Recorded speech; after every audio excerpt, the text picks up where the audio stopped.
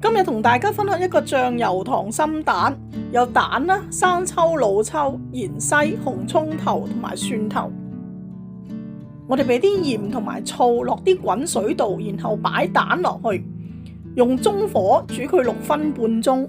煮好嘅蛋浸入冰水，按照熒光幕嘅配料調一個醃蛋嘅汁。說明欄有詳細影片嘅連結，影片下邊有詳細嘅食譜，歡迎前往收看。將呢啲蛋擺雪櫃醃一晚，呢個醬油溏心蛋就完成咗。